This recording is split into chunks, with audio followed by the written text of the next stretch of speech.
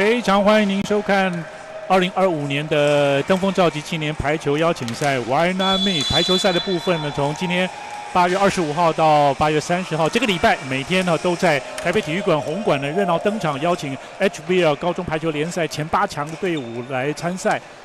男子组部分呢，几乎是前8强的全员到齐。那再加上呢，这个各队也都为一整季的这个比赛做准备了哈，所以相信姜老师相信这个。一方面我们有电视转播哈，所以就是各队也都蛮看重这个比赛的。对，蛮在意，因为可以记录到他们这个比赛过程里面的一个优缺点的部分，然后也可以做一个暑假完之后一个所谓的一个总检讨或者是总验收，它的成果在哪里这样子。没错，持续的进步了。也许所谓这个调整的巅峰期呢，会是在明年哈，就是这个114学年度的 HBL 最后的那一段时间复赛到准决赛、决赛这样子。但是这个调整期没有做好的话，后面呢会很辛苦，就是。但是调整期后面最重要的调整过程是靠前面的基础累积的，也是。所以说我们在排球里面来讲的话，像高中的选手一定要不断的累积的经验。然后慢慢的修饰你的一些不好的一个错误的一个动作，或者怎么样，慢慢调整到最好的巅峰。他一定要靠不断的比赛、不断的累积，这样才有办法。好，那福成高中呢是在事实上福成高中是等于说是这个国中部跟高中部都在一起嘛，对，所以他们国中部其实在112学年的时候拿到了这个国中组的冠军哦，跟院里有点像了哈。对，那院里是今年刚拿到国中组的这个冠军哦，所以等一下看看明天啊，看院里高中会不会是有一些高一升上来高一的这些选手。对，那丰原高商呢不用说哈，就是在我们高中排球联赛男子组的这个冠军的。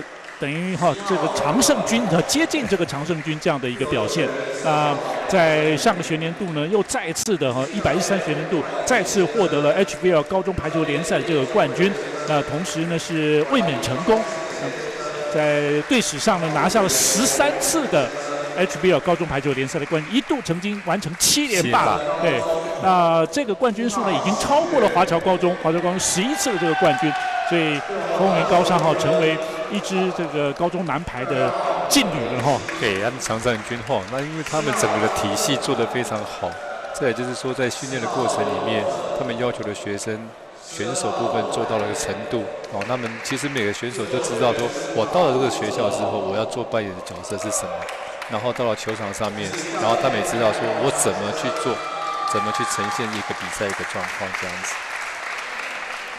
至于福成高中也是一支高雄的这个相当长时间一段培养这个排球国手的一个学校。对，那福成来讲的话，其实他们还有就是说选手部分还有几个会去打沙滩排球，所以说他们的个人的技巧性是非常好的，但是比较大的缺点就是说他们的个头没有那么高。在今年刚结束的国中排球联赛，虽然是院里国中获得冠军了不过福成高中的国中部他们也获得第3名，而且也有几个球员呢是获选16，对，两个有2号，对，有2位。OK。但是他们这次来讲的话，都没有报到所谓的1年级的部分。对，都是高2跟高3的。对，他们都有高，因为可能是他们的选手人数比较多。是。好，这场比赛开始，蓝色衣服呢是福成高中对战了白色衣服，也就是条纹球衣的丰原高商。许悦队长在这边发球失误。许悦是主力的这个举球员对，已经去年也几乎是他的主力举球了是。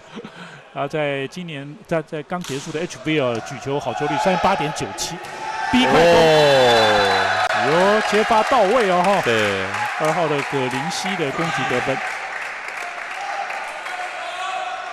，180公分。大概他们默契都没有什么问题，默契太好了，因为其实说真的，他已经打5年6年了，在同一个学校。对，国中1年级开始。越界了，风商越界。风商在掉下来的时候越过中线了。对，他这个球举后排没有举好。风商的14号的严伟轩，先发阵容里面17号的庄子霖，10号张敬良，11号刘冠鹏，12号的李继儒，举球员是7号的苏子琪。哇！接发到位很轻松哈。对，像这个球来讲的话，对方拦网者也不会去掌握说，也不会去理你快攻啦。主要原因就是因为这个球其实举快攻的机会不高，但是他们举球员很敢举，快攻手也有跟。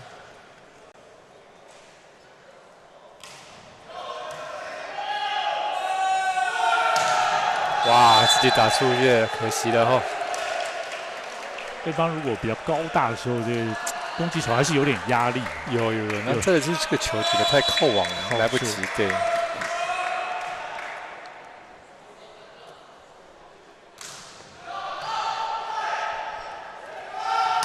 哇！还有1对1。这个风商的15号翁玉胜，他是在去年7年级的，跟着1年级的时候就下场。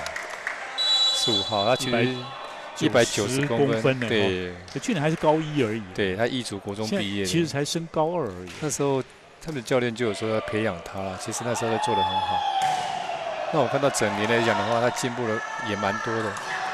哇，这种长逼，B 式快攻很敢举在防守起来的时候。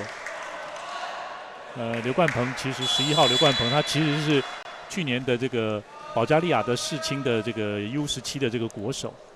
但是因为风商实在是兵多将广那高中联赛只能报12个人，对不对？对。那他也许到了高3就可以让他发挥，不过他高2的话算是学弟。对。结果让学长先报了，对。不过学长经验有时候比较好一点点，对。至于福成高中，现在发球是葛林希2号，守住防守很好，哇，这球没有修正好，哇，这个防守员没有注意这种球开网开那么多，要拦网吗？这个球其实在对方在修正，不用拦网，但是不用拦网的情况下，你防守者要注意。福成并没有被拉开4比5，差1分而已。个人的快攻能力很强对，弹跳的高度也很高。对。再就是网上的争球的时候，他知道怎样球可以打出去。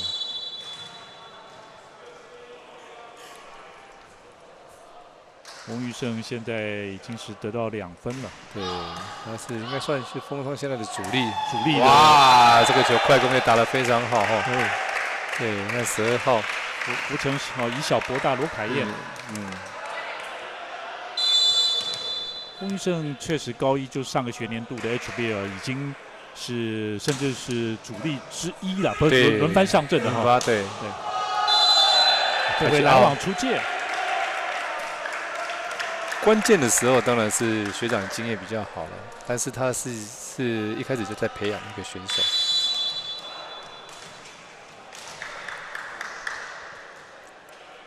他算是主攻手吧，大炮手。对，主攻。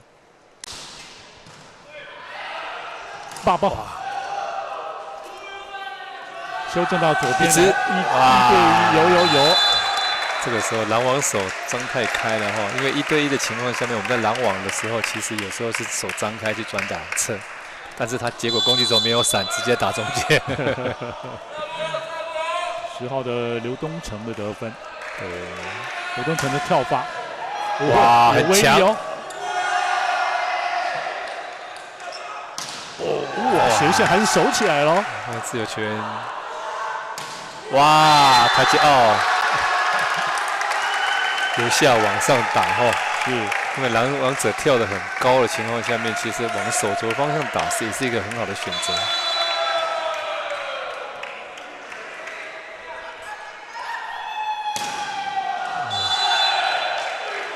这次发球出界，不过福成其实他们放开来打没有太多的压力。对，因为他们整体来讲的话，每个的基本动作都很好。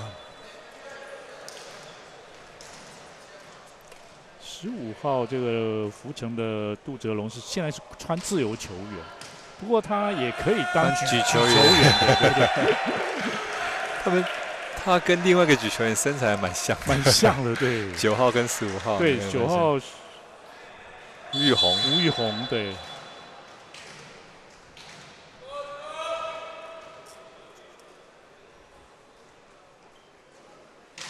刘冠鹏的发球，接发到位哦，低快攻，被拦到，注意，被拦回来。许玥没注意到，对，没有注意到。OK， 本来是7-7的，不过封上一波3-0哦，所以福成高中叫暂停。福成戴耀章教练也已经是资深的教练了，哇，待很久了，对，大家都也很熟悉了哈，排球人。对，其实排球教练来讲的话，他们付出的真的很多。就是教练团排球这一部分呢，是可能还是要有个团队比较好一点的话。因为大部分来讲，像风商也是一样，对啊，那个庄世贤教练也是待了很久了，对，从一开始的时候，然后接手之后就待到现在。他有时候会让子弟兵来带队了哈，对，叶仲贵教练就挂这个执行教练这样。对，他们几个教练团都是还是固定，吴冠杰啊、叶仲贵啊、庄世贤。对，就封商的这一批。11号刘冠鹏的发球，接发球被破坏了，不过杜哲龙可以举球，后排哇转进来哦。14号的严伟轩的得分。对，他这个整个的组织攻击来讲的话，配得很好哈。那球员最后一刻的时候举给后排，让对方篮网根本没办法掌握到哪一个攻击手要攻击。那大概平常也都有练或者一定设计好，这战术一定是重复再重复。对，哦，1对1哦，用撇的。对，福成来讲的话，只要1对1的部分来讲，他们掌握能力是非常好的，因为他们每个人个本的基本动作是非常好。虽然不是说很高了，对，还是有机会突破。他们可以打室内，可以打沙排都可以。邱玉恩刚刚的得分，后排老二，小球哦，注意到了，后排小球哦，也只能处理。快攻，中间用拨的垫高，最后一击2分中间转下去攻击得分。哇，这个也很敢打哦。对。2波的快攻，风商都没有配合好，只能做处理球。6号的邱玉恩目前得到2分。罗凯燕的发球还是快攻，哇！哇，他快攻中间的时候能力真的很好。你们看到我们看到风商的快攻手，他的特色是跳起来很正、很直，然后会停留，然后他可以看篮网手的位置去打左边、右边去改变这样子。所以说风商的特色的篮网中间手。主要就是他跳的真的很稳，整个核心做得非常好。哎呀，差一点点吞下去，吞下去蛮可惜的。可惜，对。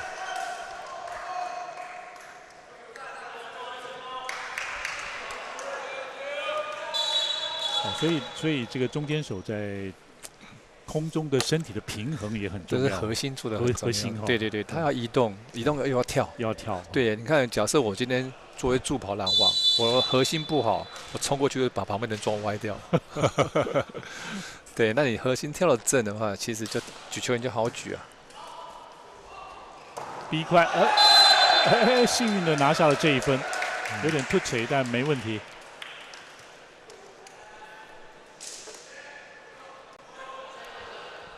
确实，风商的球员呢，在他们教练团精心调教之下，感觉就是，每个人的基本动作都很像这样。对，就是动作我们现在讲的做得很扎实了，对，很扎实。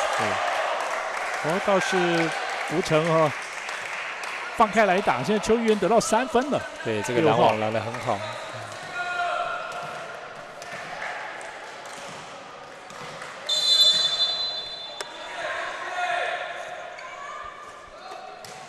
许玥的发球有威力，1对1，姐妹，哇，180拦到190了哦。他这个篮网手快攻慢了1拍，但是被他捞到了，稍微慢一点。对，被他捞到了。2号的葛林小球，啊，所以方式手段还真的很多哈，风商经验来讲非常丰富。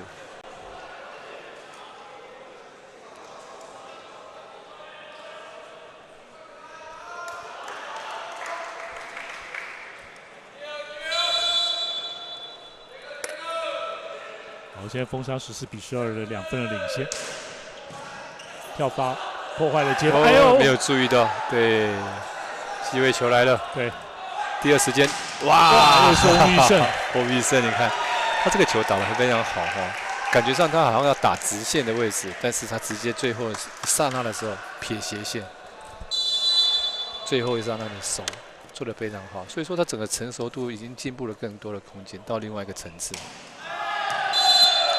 12号李继儒发出了界外，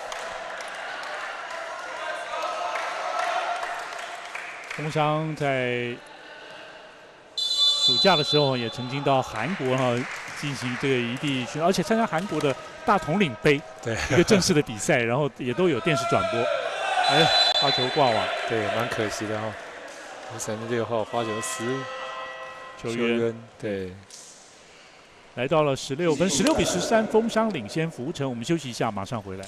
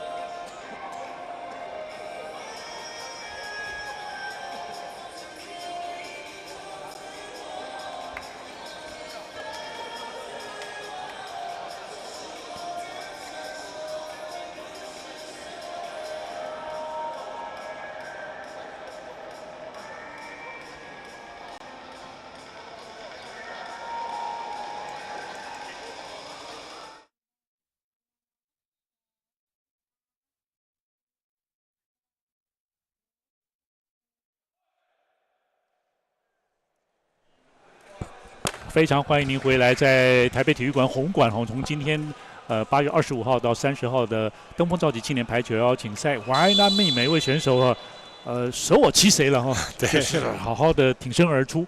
那今年也特别邀请了女子的江苏新海高中队，哇，哎呦，刘冠鹏欺负人了。对，这个球是长 V 哈，那举球也没有看，给的时机不对哈。我们不能怪攻击手，会要，因为根本没有地方跑，没有地方跑了。你这个球只能吊球或者是打手回来这样。又是1对1，对，修正后举一样，再修正球，再一次在左边靠网守住了，这球转成直线，然后这一回倒是能够被守起来。翁玉胜，哇，好球！邱渊对180公分打得很好哦。目前邱渊呢是已经得到了4分。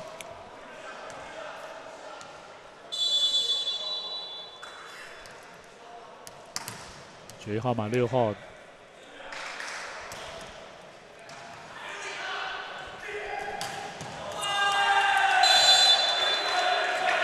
这一波风霜就打得比较平、比较快，所以在攻击手来讲的话，其实那个球的力量不是很大，但是你出手快为主。风霜几个球员都这样瘦高的所以他们的速度应该也是蛮快的。对，那其实现在的趋势就是说，我们球越打越快，不像以前高举高打，因为高举高打是欧美的国家，那个200公分的。对，我们台湾的没办法打这样高举高打，是只能用速度来弥补，是或是做掩护来弥补。他这个球10号都打得很好，对，刘东成他这个球是做一个掩护做得很好哈。对，举球员举的位置也是很好的。对，那个球速、球点，对这种高度都很重要。这3个环节其实都非常重要，都会影响到攻击手的起跳、起步的动作跟扣球一个流畅度都很重要。所以我们常常会是说，像集训来讲，会适应不同的举球员，都会去适应如何去配的一样。这封箱的甚至连举球员都还蛮高的哦。对，就是7号的苏子琪，时间差，哇，连得2分，他在这个位置哦，他可以多用这个战术哈，用一个 V， 然后掩护，再打一个平击的一个长攻球这样子，然后斜线拦中手来不及在跟进补位的时候，跟进拦网的时候，他就顺势往斜线打。发球的就是刘东成，超发有威力哦。哇，这个球后排做的，哇，用头拦到，用头吗？他本来想说我要放下，可能打太极不想拦，结果他跳太高打到头。姜永老师，你看的也太仔细。哎呀，真的嘞，对，哇！所以他自己被打到都不知道，对方攻击手也没有闪。15号的翁玉胜参考已经进攻得分有5分了。第二时间，哇，这个有再一次成功哎！对，虽然篮王者有备去打的是篮斜线，可是他要移动的回转，我今天让篮王者移动，就可能会做一个变化，因为移动之后你的手型就会不一样，这时候顺势打下去，这个球会太极这样子。这次是6号的邱玉恩在左边攻击得分。对，你只要让福城接发球到位来讲的话，其实他们的组合攻击是做得不错的，是比用速度来弥补他们的身高。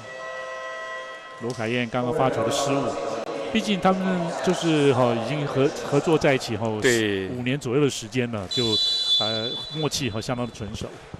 这个应该是说，不管跟哪一队啦，其实我们现在的发球其实都是要有破坏性。从第一个环节开始，对，还有守住了，哇！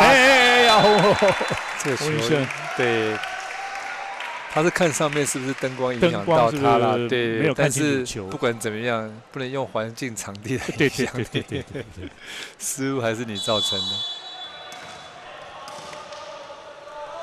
如果球点真的太低的话，打长一点的球，对，处理球很重要。对。哇，用力，谁飞出来了？李继儒，对，哇，他从内埔来的呢，内埔国中，内埔，就屏东内埔，对，那内埔国中，因为钟教练他是屏东的那个女婿，这样好 ，OK， 持球。直接发球了对，球没接太歪了对，举球员来不及用手拨，被判10球。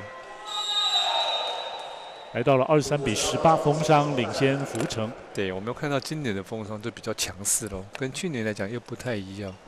他们去年是从一开始的调整，从这个比赛从登峰造极开始调整到最后面越来越好。那我们今年看到封商是一开始就是很强势，已经到达一个。他们应该说已经到达他们一个基本的水准以上。他们在韩国的异地训练呢，是说打这个大统领杯了。听到大统领就知道韩剧这个大统领就是最重要的比赛了。那他们会在高中组的部分呢，碰到的是韩国的前8强队伍，碰到了4场。哇，有输有赢呢，但是都是很好的交流。对，可以学到很多东西，因为不同的一个战术，不同的比赛。是，像我们这次东区，我们打输韩国。一个3-2，一个3-0，对啊。当然能够击败中国队也是相当出色的表现。对啊，中国是用派 U19的世界 U19 ，OK， 世青 U19的部分来跟我们打。是，但是他们身材优势就占领太明显了。哇，这个球修正不好打，在左手撇子，7号是左手的不好处理球。7号的张振凯183公分，对，是北原国中。很少，北原有2个，他们这次队里面北原国中有2个，对，其他都是福城国中部上。北原算是乙组的，是不是？对 ，OK。修正。哇，还有，鱼跃救球，差一点了。这个球员，还有，哎呀，可惜。这个时候是不是要中间手去举球也可以了？对，因为球就接下来应该马上判断，这个他判断说这个举球员来不及的时候，我顺势去修正球。对，在第一局的比赛是25比18呢，由丰原商拿下了胜利。换句话说，在新的一个学年度开始，丰商继续胜下去、赢下去，就是有那个企图要连霸的感觉。要连霸的感觉。对，我们休息一下，马上回来。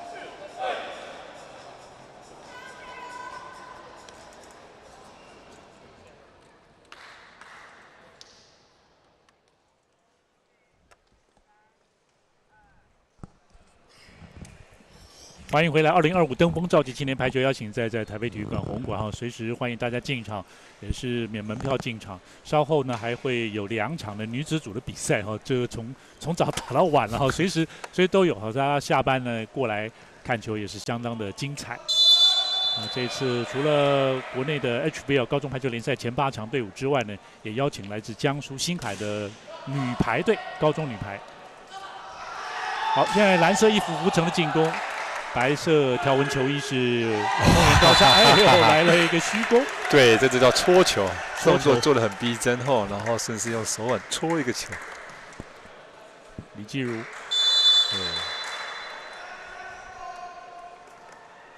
这个丰原高商几乎每个人都，哎呀，但这个发球跳法没有打准哦，打手的外侧而已啊。对。他们整批来讲的话，几乎大部分主要班底都是潭秀国中。那潭秀国中在国中来讲的话，甲级的部分也打了前几名，都是每年都是不错的成绩。是，这主要来源这样子。是。哦，守起来了。对，吴成。处理球。这球要打的话，你就要再退。这个选手就是说，我们在修正球的时候，你没有退的原地起跳来讲的话，其实就很难打，没有办法去判断球的一个长一个短。我们要有助跑启动步才能知道球的长短，而去做，因为它而去做攻击起跳点。哇，好球！哎呦，翁玉胜稍微弥补一下刚刚进攻没有得分。哇，那1对1的拦网扎实。有时候我们在看选手的时候，拦网的时候，其实我们就要看他的手型跟跳的时间点。那手型的一个做的动作很重要。他那种扎实的拦网是连补位都补位不起来的。哇，打教练的，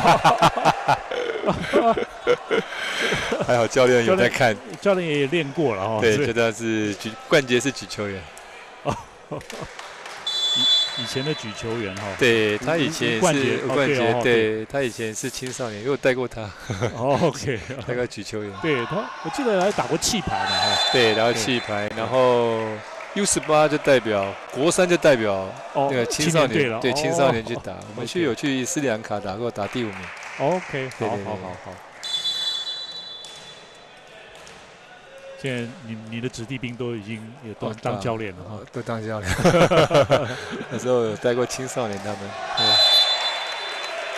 对。现在只剩下那一届只剩下许美洲。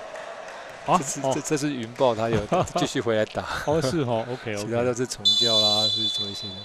那美中还有在华侨帮忙带？没有，他之前就到东吴去任教。OK， 东吴大学。OK。接发蛮不错，有。12号罗凯燕的得分1对1。对，这个球攻击手算是打得不错哈。那但是拦网者也不能怪他了哈。其实他真的也是认真的去做这个球贪污的动作。对，罗凯燕在国中的冠军，当时他是最佳篮中。第一时间，又是罗凯燕。对，爆包球。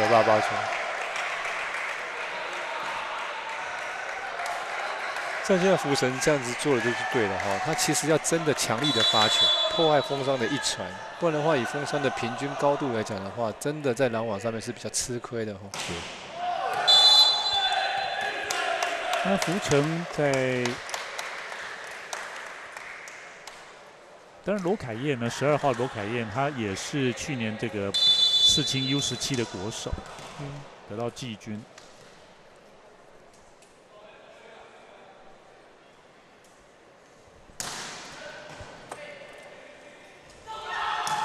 哎呦！哇，球没有举好，然后太长了，因为这个部分7号是左手的，那这个球举老3后排流太多出去了，所以说他假设我们右手是刚好，左手的话就是过长的部分，他只能用身体去倾斜去打，那在不稳定的情况下面造成球就容易失误。翁玉生的发球，修正球，快攻赶，哇！这球举给谁？对。李继儒重扣拦到哦，李继儒蛮暴力的。哇，好球落地了哦。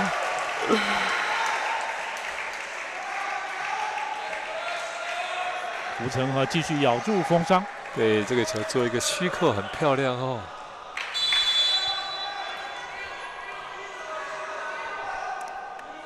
刘东成的发球跳发，可惜了。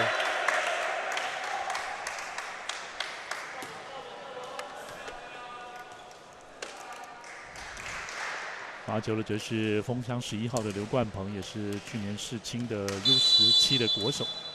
那支 U17队呢获得的季军，而且8场赛击败了巴西，而且最后的季军战击败西班牙。对，哇，这听到的都是世界顶尖强权的哈。对，哇，斜线，球员的空气，他的视野处理还是蛮有经验的哈。对。这球刚好斜线一个洞哈，那是后面的拦网跟前面的举球也没有，就是说拦网者跟后面的防守者也没有配合好，对，变成说那个地方有洞，但是没有防守员。是，哇，这个球是没办法打。修正了哈，对，确实开网了，不一定要拦网哈。对，突破吗？没有，直线守住，守到，哇，反应速度很快。再举一次，哇，好漂亮哦，2个跳举。哇！翁玉胜193公分，最后攻击得分。福成做的蛮好的哈，整个都是有做掩护，然后做一个跳举的动作，可惜没有打死哈，很有想法。他们也还蛮融入这个比赛哈，也都很开心。哇！吞下去哦。对，你看这都有所谓的拦网的部分来讲，它这个部分都有辅助的去拦网，斜线的部分，它应该是拦2号位置，但是他发现有快攻，他就往中间移动去拦网，但是手没有探过去。所以说我们拦网部分绝对不是1对1去拦网，组合拦网绝对会比你单一1对1拦网还要成功率高。那再来就是说2侧的人要协助辅助，不管是中间去辅助边，还是边去辅助中间，都要去当做辅助拦网，不要眼睛看着。这样子就被打好玩的。就像老师你讲，就是反正每个球员总还是有他的特色嘛。对。反正李继儒，我觉得够了。暴力，对，暴力美学。但是这个碰到真的拦网好的话，回来也很痛，也说不定马上就是会打脸。我们有一次去跟伊朗打，那个用力打回来是打到自己的脸。然后选手不信邪，这次用力打左脸，再下次用打右脸。OK， 就说有些东西选手还是要靠一点智慧，或者是靠一点方式跟手段啊，不能说真的是这样蛮干的，真的还是会比较吃亏一点。对，排球还是讲究技术，对技巧蛮重要的。对，右边开了，哎呦喂啊，翁玉胜，翁玉胜的拦网真的进步很多。目前看起来他的拦网位置真的是很好，在2号对手在2号位置的攻击，不管是前排后排，1对1对他来讲都没有整个对球的时间点跟高度都掌握得很好。照理说开网的话确实是不太好拦哦，但是他就是说预判能力吗？他有在观察。OK。然后再来就是说，其实我们在做拦网的，不管是做拦网或者怎么样，其实有时候我们在看他热身的时候。或者是在看1次2次攻击，就知道他的习惯性在哪里攻击，他的攻击是助跑方向是什么样，可能攻击的一个角度是什么。那在起身起跳之后，再看他的顺手在哪里，或者是希望性。那拦网者有在掌握的时候，最后一刹那去移动手就可以掌握到。因为有时候我们在助跑，几乎70%会跟你的方向是一样，除非你起来之后再变向。变向的时候，我们在做临时的改变，这样子。所以说，我们在拦网者其实就是要判断从一开始的角度跟球的位置，然后去抓那个攻击手的特性，这样你的成功率就比较高一点。当然，还是有些选手是有天分的，他天生就是拦网好，那就没有话讲。确实这个翁玉胜相当值得期待。好球下去救起来，李继儒守住。这球敢不敢打？哎呀，这个球想太多哦。我觉得像这种球来讲的话，其实修正起来的球，你顺着打看看，可以得分就得分，不能得分我们不要失误嘛。对对，最起码我还有一个50%的机会。那你失误的话，就是0%嘛。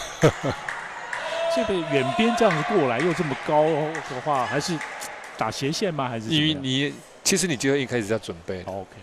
那有时候顺着打不一定要闪太多，有时候我们在想闪太多，我想要打直线，想要打斜闪太多的情况下，可能就会造成失误。是修正球有时候就是刚刚李继禅一样，用力打机会大。翁玉胜的手好像是折到了，还是对啊，对，应该是折到。看一下，刚刚拦网的时候好像是折到，就贴那个贴布是不是？对，贴布还在上场，可能不是很严重，大概。对，应该有稍微折到一点点。然后我们一般来讲，拦网者只要一只个手指头折到，或2只手包在一起，2只手指头包起来，增加它的面积。对，增加它的面积就比较不会痛。就它就折到那只手指头跟另外一根另一只旁边包起来这样。对，这样就比较不会痛。可是它这样的话，包球会不会受影响？应该不太。我们包的时候是包有弧度的包法因为我们不可能手都张直直的，一定会包弧度这样子。然后只要包最里面的关节，我们不包前面关节，包最里面这一节，让它受的面积还是很大。那是算是伤停时间吗？还是赶快去做？不算伤停，不算伤停了哈。结果这一暂停了，就还是影响到对方的发球。其实这样子来讲，比较严格的比赛来讲的话，你没有情势主审或怎么样的话，其实叫应该不行。对，延误比赛。对，延误比赛了。对，你没有去情势。我想要再来一次。一般来讲的话，我们教练发现这种情况下面会花一个暂停时间来去做调整，就是让因为选手部分对啊，去做这个暂停，浪费一次暂停都没有关系。对我要让选手最健康的方式、最舒适的方式去比赛。对，那刚才他选手直接跑下来，快攻！哇！像这种球，狼王者一定是想要去摸那个球，结果他跳举之后举给快攻，一定是来不及拦网。所以有时候举球员高身材够高也是很重要的。意大利的举球员207，天哪！严伟轩跳发，接发 OK 哦。第二时间斜1对1，好，看他手没影响到，对，没有举给他，没有。这波倒是风商有一波的攻势。对。来到了技术暂停的时候16比19，风商领先福成高中。我们休息一下，马上回来。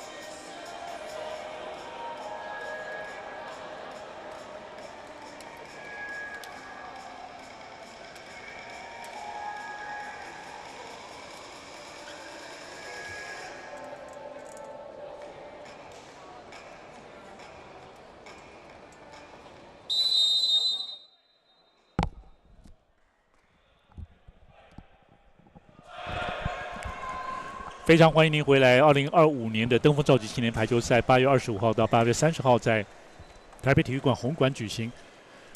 男女 HBL 高中排球联赛前8强队伍呢受邀参赛。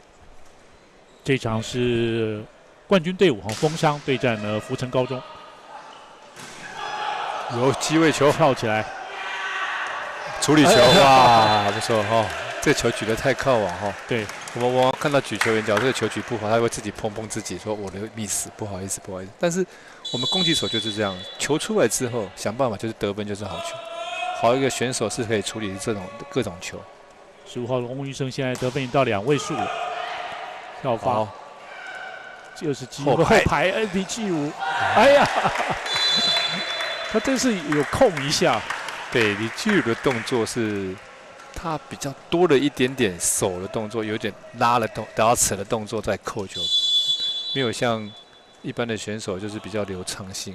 OK， 拉手当然可能会有觉得好像所谓有力量，是不是？他现在用力，其实我们跳起来之后甩的力量就已经很大。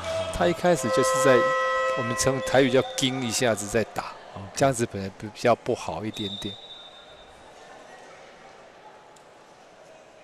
你变成你的出手时间点绝对不是第一时间，变成是第二时间。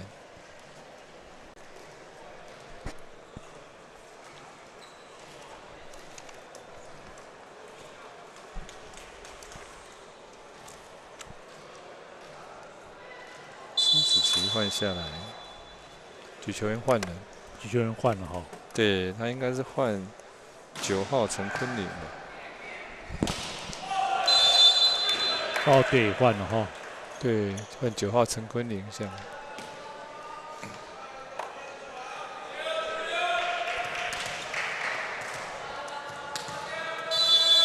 9号的陈坤霖也有179公分，对，也是弹秀出来。哇，10号touch out，刘东成。现在看刘东成还有6号的邱渊，突破的能力还是不错对，就福成来讲。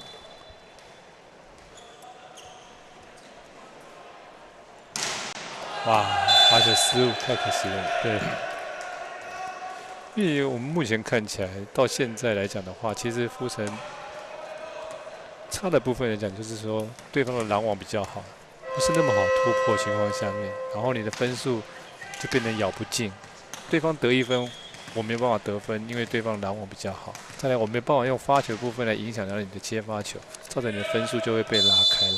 那其实福成说打不好，他也打不错。刘冠鹏的发球跳飘，林志龙接到，快攻好球，对。他用速度战了哈。对，但是我们希望看到的他是每一球都有办法得分能力，而不是说被对方拦了。对，比较零星一点。福成今天感觉比较就像跟工讲比较零星的几个得分这样，没有办法持续的一直运用他的一个战术，或者是持续的得分。相对来讲，这样子分数就一直被拉开。但是我们看到今天的风商其实蛮稳定，是。哇，讲到稳定蛮失误。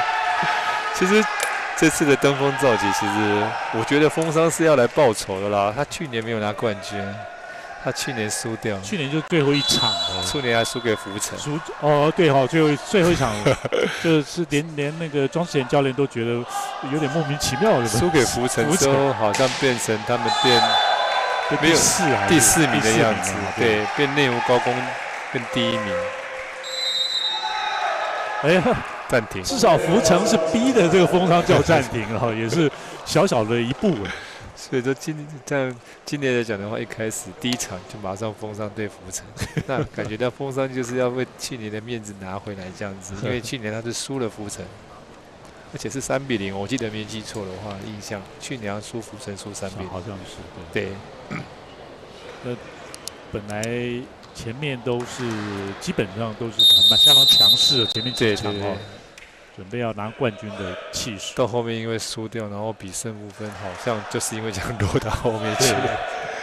不过风商呢，这个庄贤教练也是讲的，就是这个上学年度走的也是跌跌撞撞，对他们走得很辛苦，很辛苦了，有起伏，有起有伏这样。其实一开始是输给龙津的，后来对啊，复赛还是输龙津的。一个 S， 那个点已经2次了，然后，所以说有时候教练就是很头痛，明明就是我们状况就是很好很顺畅，怎么突然间这个时段来的突然间4个3、4分、5分这样。这回李继儒接发 OK， 你看到球接起来，我的举球、我的攻击手都这么好，但是我球就是接不好。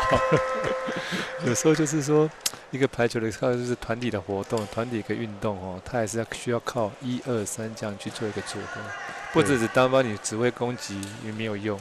是。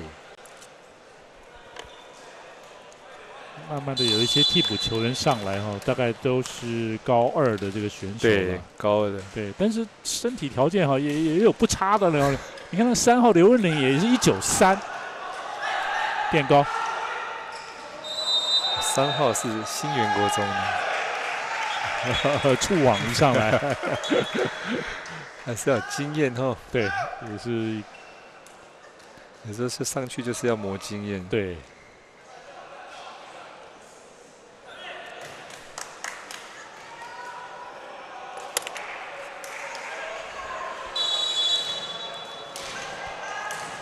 自由球员19号是梁成宇，看看福成可能会避开这是梁成宇接发，第2时间，哇，没有人拦，李继儒，对，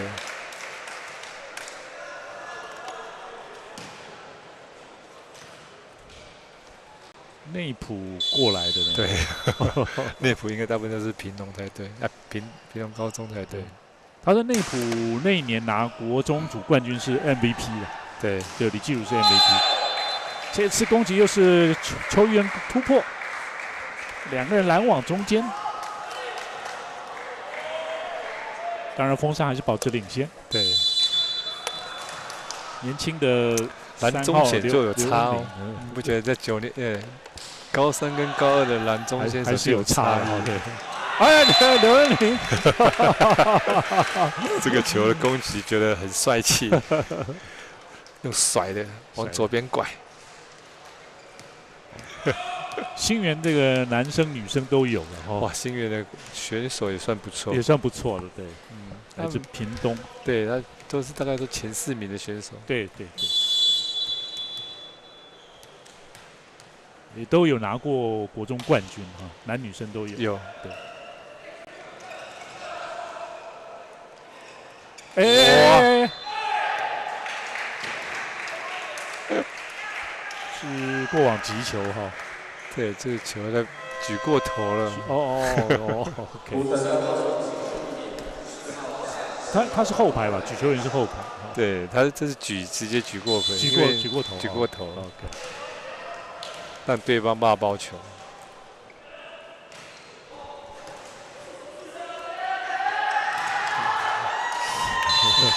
他现在不是骑换下去又换上来的情况下，对，但是没有刚刚一开始的稳定哦。球的时间点跟位置有点落差，对。所以看起来哈，就包括李继儒也跟他再讨论一下。对，因为什么原因？对，因为每个球都是说我们要经过经验去调整。那现在翁玉胜这一点确实好用哦，对，他体型条件相当好哦，再加上他如果稳定性，拦网也不差了哦，拦网算很好，算很好，对，在大炮手里面算很好，拦网拿了很多个球，对。那你会看到说，我们有时候会选手看到一个特质，就说你看到他是一个，就是说也不会就是烦躁啊，也不会急啊。他就是把自己的动作做得扎实上去。当然，他今天的最大就是这2局下来最大的缺点是在接发球没有接到一个位置，或者是放给人家去接。因为其实他应该主动去做这个动作。哇，那这样会不会做的事情太多了？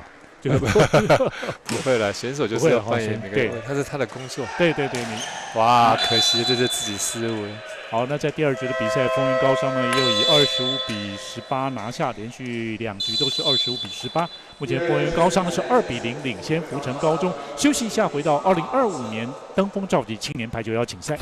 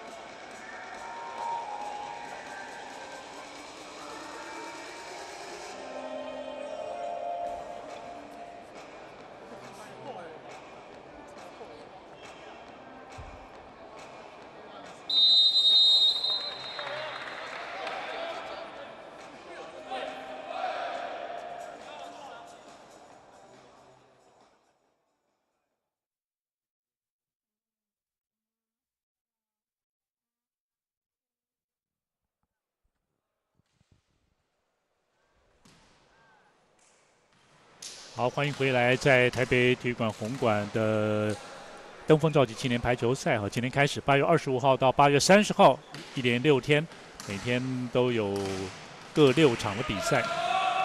今天是第1天了，不过前面2场在内湖高中举行，让大会工作人员整理场地。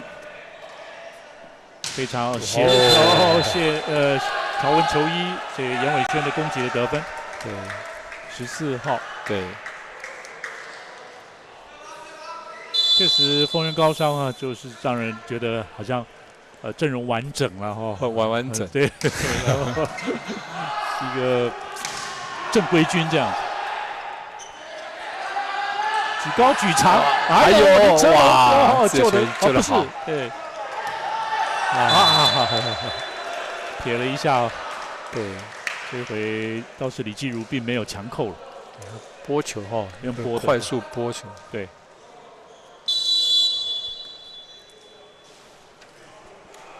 丰原高商已经连2年的高中排球联赛冠军，事实上他们曾经缔造过7连霸。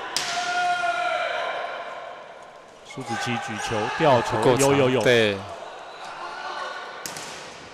拦到。好，丰山机会球，对，太矮了。哇，9号吴玉红几次防守相当的精彩，哎呀，触网，丰山触网了。OK， 哇，这是靠9号的自由球员对，吴玉红救得漂亮，对，救得蛮险球，不管是补位的攻击的补位球，还有防守起来球都做得很好。同样是福成国高中的，在112学年拿国中组冠军的成员。机会球，封商的 chance， 用拨的，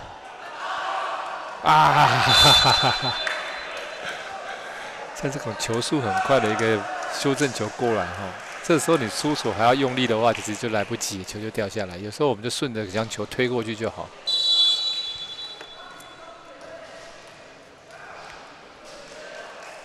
直接17号的庄子婷是队长。哇，球点拉得很高，对，可惜没有 touch 到，而且还出界了。因为你要突破翁玉生是很难的那翁玉生有190，你就把打他的手上过去，就已经大概是界外了。庄子婷的发球跳飘靠网，机会球，封商 chance。快攻进了出界，年轻的中间也磨练一下了。对，刘恩宁，193公分，来自新园国中。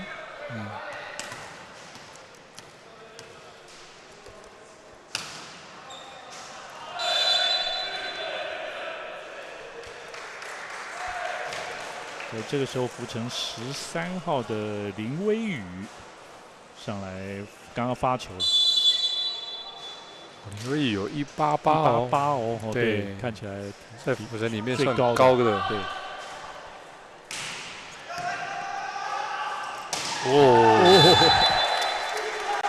这个快攻打得蛮好的A 里的 B。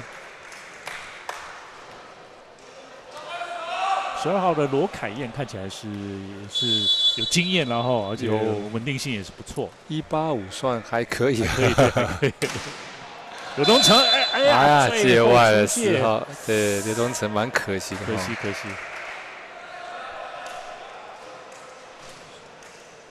这个刘东成是举球员对角，举对，不是大炮，对，所以他不用接发球，就是其实应该要讲说打那一边的。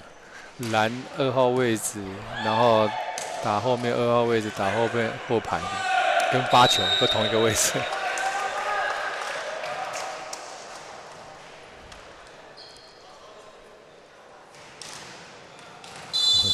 这个自由球员要顾到了防守区还蛮大的，接发球几乎都是要靠他。对啊，反应要快。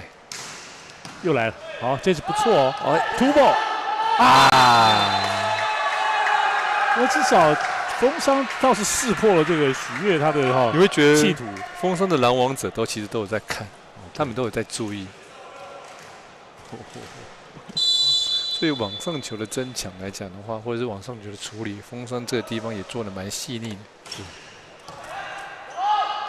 后排，流动机会球，对，像苏子琪举球，又是李继儒用拨的，还有哦，后排是欧木胜这回被拦到，哇，技巧性好大，好高哦。12号李继儒，对，我们讲这个不是只有重炮而已。对，他整个动作做的非常隐秘的情况下，然后做一个虚扣球。对。第3局的比赛是封商了9-3的领先。对。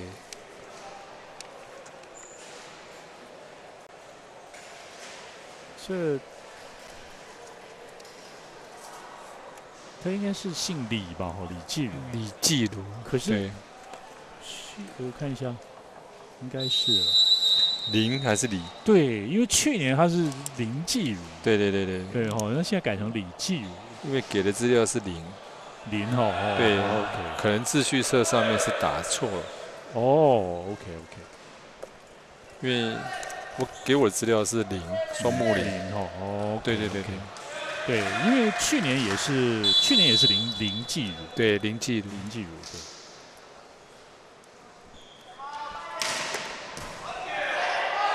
靠网了，哇！所以网上的处理球，在封商的拦网的时候都处理得很好。他们球员的平均的身高也都不错所以有很多都是往上直接处理的。就是说在骂包球的处理的观念，处理的相当有观念，处理相当好。有时候骂包球也确实，哇呦喂啊！这真的举球员都很高。对。苏子琪7号，看拦网的脚步跟起来的动作，其实整个拦网的系统做得非常好。哇，其实资料上苏子琪也有187公分呢，举球员。单脚，哇！现在变成表演时间 show time 了哈。哇，林继儒从4号位置直接单脚到2号位置去攻击，对，而且跟苏子琪配的也越来越好了。我们这样5局下，可能有3局一个球场上面，他可能只用这一次。也是了哈。终于有突破了，吴成对止血，中间的拦网手2个人在中间突破得分。2号的葛林希的得分。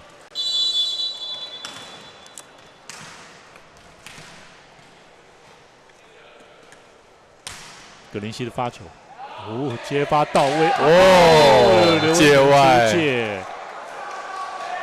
他打小脚，但是这个球可以再高一点点。给他可以对，因为他卡住，他自己的手卡住，没有办法攻击的情况下，只能打界外，不然他的高度一定有办法打3米线或者是这样。就是说，球跟自己的点没有扮演好。后面已经到位，可惜对，没有敲上来。对，其实这一局看起来封商也其实没有说很稳定，就是说整个流畅度是不够。你看他每个球都在处理，举出去的球攻击者都在处理，而不是做一个有效的一个攻击。所以说这局封商的部分还是有些东西要检讨的部分，虽然是现在领先。是。touch 对。有 touch 到了哈。对，吴成拿下了这一分。在第3局比赛，现在13-6，还是封商领先。那福成我们就不要看分数，就尽量打，每个球把它打好，那个责任把它做好来。罗凯燕的发球12号，斜线林继儒得分。有时候我们在旁边看就看得到斜线，可是当在里面的人可能他没有在注意那么多，他只是说我做一个组合拦网就好。其实我们不一定说一定要做组合拦网。当对方很明显的要打斜线的时候，你就应该是去做你的拦网者的动作。修正球员，哇，还有，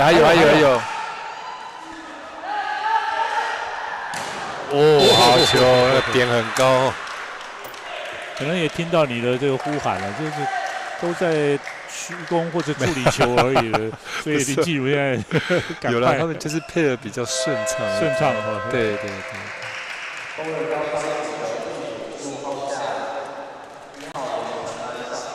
翁医生手指头今天稍微有点折到，应该是折到，拦网的时候折到。朱子琪举球员的发球187公分，没有第二时间没有配合好，他是后排的哦，没有配合好。16-6，风商领先，在技术暂停休息一下，马上回来。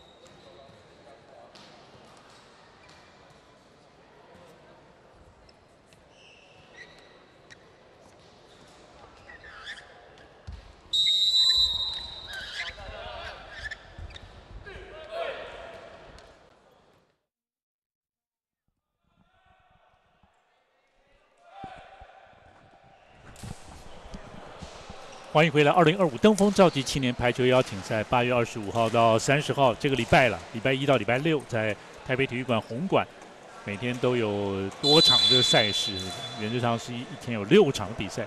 HBL 高中排球联赛前8强的球队齐聚一堂，揽个拦网出界。像这个球就做的比较长一点哈，虽然是对方拦到网，可是可能会喷出界外。6号的球员也帮助福成啊，至少再追赶看看。对，一分一分拿啊。对对对。第二时间，哇，很聪明的直接 touch out 出去哈。14号严伟轩的得分，对，而且现在苏子琪的举球啊也很就是灵活了哈。对对，配这是配的很好。对，就是每个球员都有注意场上的状况哈，对，保持专注。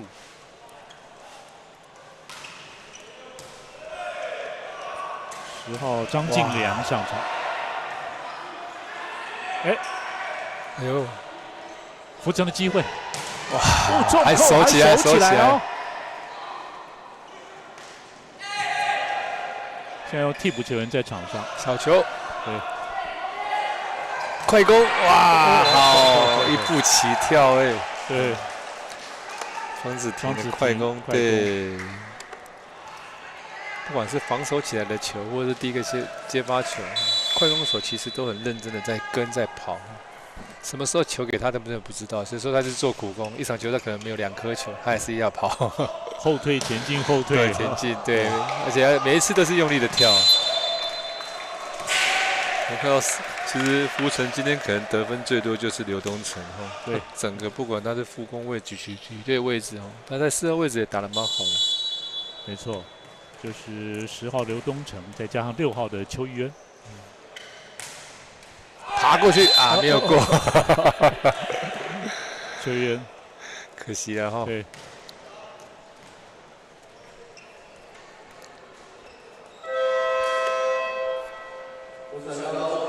福成就是说，今天也有2个球员，其实是算是队上的主力球员了，包括受伤了，还有身体状况的关系，并没有来，所以影响到他们战力。垫高修正在左边，哇，太长，没有 touch， 没有，有哦，有啊，OK。这球蛮靠近主审位置攻进的哈，主审判定有 touch out。1号的林承安呢是后里国中了，他现在是高2的选手，184公分，就风商的1号。哦，1号，对，林承安，对。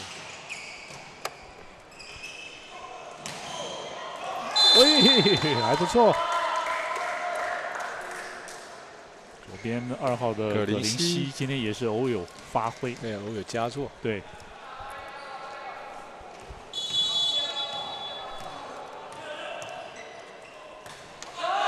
哇，哎呀，可惜换上来的没有发球失误后。就是福城的8号的李义军啊，外围攻击手，183公分，以及11号的严宇俊也一个是严宇俊是流感，那李义军呢是受伤，就这8号跟11号这2个没有来，这2个都183呢，对，都还不矮，甚至是先发的球员。哦，这个发球不错。时间差不没事吧哈，好投。葛林西的攻击得分，2号。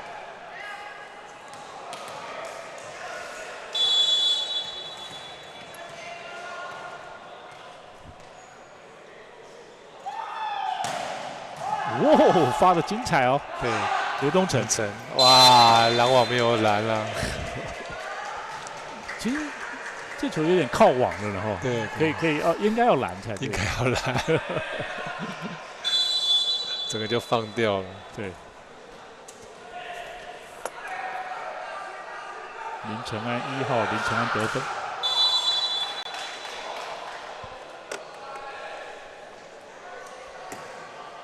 后里国中也是台中乙组的，对，因为他有时候会打甲组，对，好像是升上来。哦，对，因为甲组、乙组其实是看学校自己选择，要不要报。OK。哇，实现。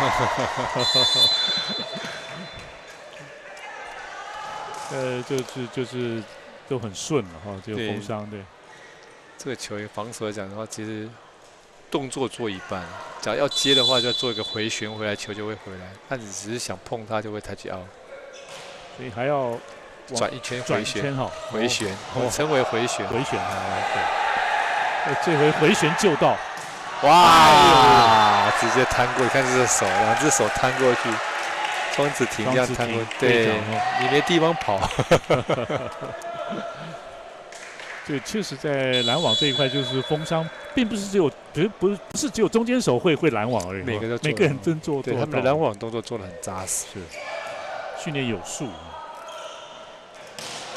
哦，又守起来，对，最后1分哦，看看，还有哦，修正球，再一次，这是被守起来。拦网还是靠最强的拦网哦。对，刚刚那个8号林子杰，他才1年级，建国国中啊。OK， 换了一个林子杰上去。好，封伤呢是直落3呢哈，是3-0呢击败了福城，在今年的登峰造极青年排球赛呢是旗开得胜。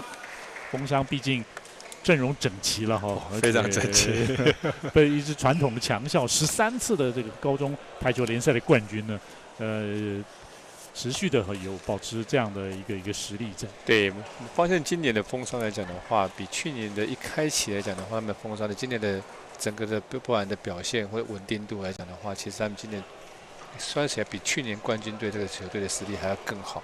好，那再来就是说，整体的这些表现，他们是稳扎稳打，每个动作把它做好。那福城是蛮可惜的哦，就是说没有办法做到应该要怎么去突破，然后这造成这样子的失误。但是我觉得有时候身材劣势或是怎么样来讲的话，不一定说一定不会赢，但是要如何去用方法或技巧性这样子，我们还是靠整体表现这样子。那持续的希望福城在下一场会表现得更好这样。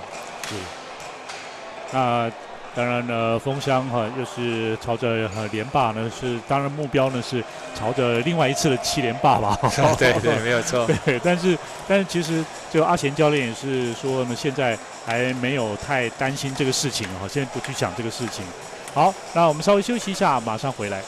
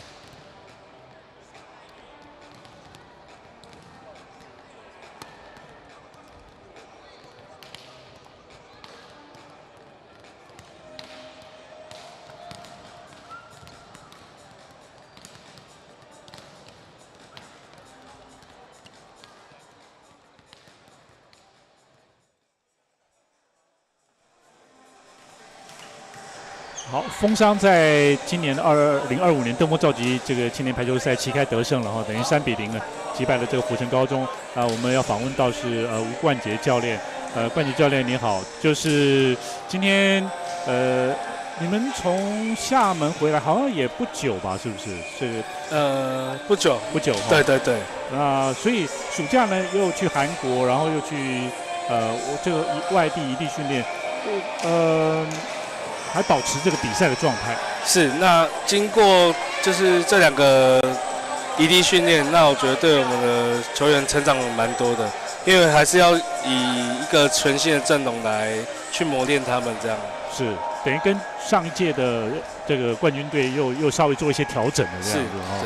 那今天其实看起来整体来说呢，还发挥的相当好，就是像一个正规军，然后这个。特别哈，这个你觉得呢？就是全队的球员的表现，全队球员表现，我觉得还行啊。但是就是可能经过这2个异地训练的比赛，整体的熟练度会比较好一点。但是内容上还是会有许多，就是可能到位率没那么高，还是执行率还没到，这是我们需要加强的。其实也有刚刚看到，就是嘉勇老师是有提到，就是说丰商的这个拦网哦。就或者往前这个动作哈，在球往前的动作，不管是中间手也好，大炮手也好的，甚至举球员也好的，只是靠近拦网、靠近网子的这个球，你们都处理得非常稳定，而且很有侵略性。这部分是怎么做到的？我们会要求学生他一定要眼睛不要离开球，那就是他将他变得会比较有主动性的去做拦网的动作，所以比较不会漏掉网上的机会。是，对，就。能够在网上处理掉，就尽量在网上处理，是吗？是。那因为拦网是第一道防线呐，那如果拦得好，后面就会比较好守。对，所以很多大包球，你们的掌握度也都算蛮高的了。是。好，那恭喜丰商，谢谢。好，谢谢教练，谢谢。我们稍微休息一下，马上回来。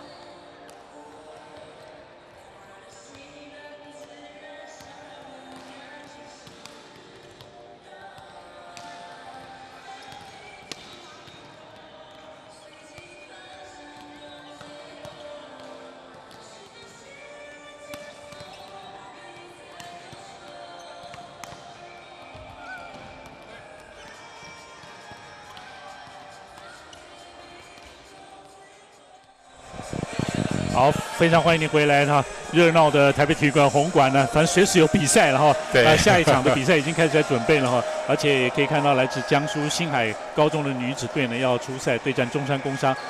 姜老师当然看到你刚刚讲到了，就是在丰商这一部分，今年哇更是来势汹汹的样子。没有错，我们看期待丰商的部分来讲的话，我觉得他们做好准备哈，想要连霸之后，那再来就是说他们整体的系统。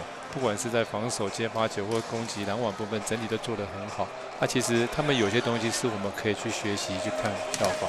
但是每一队有各队的特色是没有错，但是最基本的，我们还是要把自己的本身的做好了，减少失误，然后做好每个动作，然后再来是里面上在球场上面的一个解读能力。我觉得每个选手还是有进步的空间，可以再加油。谢谢。是。好，那确实就像这个阿贤教练也有提到了，就是他希望呢在高中这个阶段先把球员的基本的部分先做好，对基本部分，然后到了大学看球员自己的成长怎么样了哈，或者他要选择走什么样的路这样哈。那当然另外就是其他的这个教练可以衔接上去呢，让球员呢可以有更好的这个成长跟发挥。那排球的活力就来自于，还有人力也就来自于这些高中的基层教练。没有错，真的是很感谢他们哈。对，其实我们都是帮助他走上这一步，然后很多东西是要靠自己去成长、去进步的。那我们希望其实台湾现在这里是在塑造出更好的环境给这些选手未来的发展。对。好，那今天这场男子组比赛呢，是丰商以3-0击败了福成高中。那么稍后还会有这个女子组的这个比赛，不要走开。我们谢谢嘉勇老师，谢谢。那下场比赛再会，拜拜，拜拜。